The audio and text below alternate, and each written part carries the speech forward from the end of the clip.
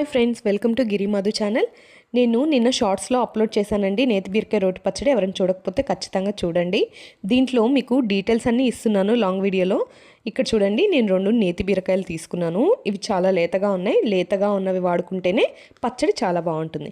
దీంట్లో టొమాటోస్ తీసుకున్నాను, అలానే చిల్లీస్ తీసుకున్నాను. చిల్లీస్ అనేవి మీరు ఎంత కారం తింటారో దాన్ని బట్టి తీసుకోండి. నేను వెల్లుల్లి తీసుకున్నాను. వెల్లుల్లి ఆప్షనల్ అండి, మీకు ఇష్టమైతే తీసుకోండి, లేకపోతే లేదు. చింతపండు, ఆవాలు, జీలకర్ర, మినప్పప్పు, కొంచెం పసుపు, అలానే పచ్చిశనగపప్పు, ఎండుమిరపకాయలు తీసుకున్నాను. అలానే ఇక్కడ పల్లీలు చూపిస్తున్నాను చూడండి. ఇవి నా దగ్గర వేయించినవి ఉన్నాయి ఆల్రెడీ. మీకు ఇష్టమైతే యూస్ చేయండి, లేదా నువ్వులు యూస్ చేయండి, లేదా ఏమి యూస్ చేయకపోయినా పచ్చడి చాలా బాగుంటుంది. ఇప్పుడు ఇవి కట్ చేసుకుంటున్నాను. దీనికి తొక్కు తీయాల్సిన అవసరం లేదండి, తొక్కు తీయకుండానే యూస్ చేసుకోవచ్చు. ఎంత లేతగా ఉంటే మనకి పచ్చడి అంత బాగుంటుంది. మన నేతి బీరకాయని ఇంగ్లీష్లో స్పాంజ్ గర్డ్ అని కూడా అంటారు. ఇది కొంతమంది బాగా ఎండిపోయిన తర్వాత దాన్ని మనకి బాడీకి స్క్రబ్గా కూడా యూస్ చేస్తారండి. అండ్ ఈ నేతి బీరకాయలో ఫైబర్ కంటెంట్ చాలా ఎక్కువ ఉంటుందండి. దానివల్ల మనకి డైజెషన్ ప్రాబ్లమ్స్ ఉండవు, కాన్స్టిపేషన్ ప్రాబ్లమ్స్ ఉండవు. అలానే గట్ హెల్త్కి చాలా మంచిది. మనకి వెయిట్ మేనేజ్మెంట్కి కూడా చాలా బాగా పనిచేస్తుంది, ఎందుకంటే దీంట్లో సాచురేటెడ్ ఫ్యాట్స్ చాలా లోగా ఉంటాయి. అలానే ఇమ్యూనిటీని కూడా చాలా బాగా బూస్ట్ చేస్తుందండి. దీంట్లో ఐరన్ ఎక్కువ ఉంటుంది. అలానే విటమిన్ సి, విటమిన్ B6 కూడా చాలా ఎక్కువ ఉంటుంది. స్కిన్కి కూడా చాలా మంచిదండి. ఇది యాంటీ ఇన్ఫ్లమేటరీ ప్రాపర్టీస్ని కలిగి ఉంటుంది. బ్లడ్ షుగర్ని కూడా కంట్రోల్ చేస్తుంది. అలానే బాడీకి కూడా చాలా కూలింగ్ ఎఫెక్ట్ ఇస్తుంది అనమాట. ఇప్పుడు నేను ఒక బాండీ తీసుకున్నాను. దాంట్లో కొంచెం ఆయిల్ వేస్తున్నాను. కొంచెం ఆయిల్ అనేది మనకి హీట్ అవ్వాలి. హీట్ అయిన తర్వాత కొంచెం మినప్పప్పు యాడ్ చేస్తున్నాను, పచ్చిశనగపప్పు యాడ్ చేస్తున్నాను. అంటే ఒక స్పూన్ అనమాట. స్పూన్ మినప్పప్పు, స్పూన్ పచ్చిశనగపప్పు యాడ్ చేశాను. జీలకర్ర 1/2 టీ స్పూన్ తీసుకున్నాను.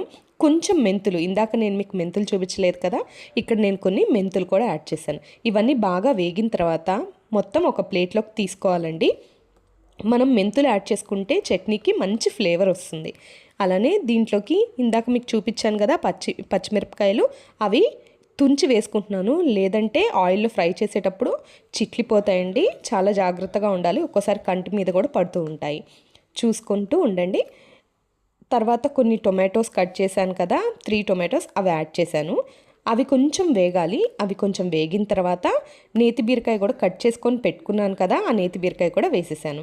అలానే మనం తీసుకున్న గార్లిక్ అవి కూడా యాడ్ చేశాను. చింతపండు ఇందాక నేను ఆల్రెడీ నానబెట్టి పెట్టుకున్నాను, అయినా కూడా దీంట్లో కొంచెం ఆ చింతపండు వేస్తున్నాను. చింతపండు వాటితో పాటు వేగిందనుకోండి చాలా మంచి ఫ్లేవర్ వస్తుందన్నమాట. కొంచెం పసుపు వేసేసాను. వేసేసి ఇవి కొంచెం కలుపుకోవాలండి. కలుపుకొని మూత పెట్టుకొని మగ్గించుకోవాలి. ఇప్పుడు మగ్గిపోయిందండి. ఫస్ట్ మనం వేయించుకున్నటువంటి వేరుశనగపప్పు, అలానే మినప్పప్పు, పచ్చిశనగపప్పు అవన్నీ యాడ్ చేసి రోట్లో నూరుతున్నాను. దీంట్లో పల్లీలు కూడా వేసేసుకున్నాను. ఇవి బాగా కచ్చపచ్చగా నూరుకున్న తర్వాత ఇవి మొత్తం ఒకసారి కలిపి మళ్ళీ నూరాలండి. మెత్తగా అయిపోతాయి. మెత్తగా అయిన తర్వాత ఇది నేను ఒక ప్లేట్లోకి తీసేసుకుంటున్నాను. ఇవి మొత్తం ప్లేట్లోకి తీసేసుకున్న తర్వాత మనం ఇందాక వేయించి పెట్టుకున్నాం కదండి, వేయించి పెట్టుకొని చల్లారాలి. చల్లారిన తర్వాత ఈ టొమాటోస్, చిల్లీస్, అలానే నేతి బీరకాయ ముక్కలు ఇవన్నీ వేసి నూరుకోవాలి. అంటే బాగా ఎట్లయినా రోటి పచ్చడి అంటే బాగా మెత్తగా నూరుకోకూడదు, కొంచెం కోర్స్గా నూరుకుంటేనే దానికి టేస్ట్ అనేది ఉంటుంది. ఇట్లా నూరుకునేటప్పుడే మనం ఉప్పు కూడా వేసుకోవాలి.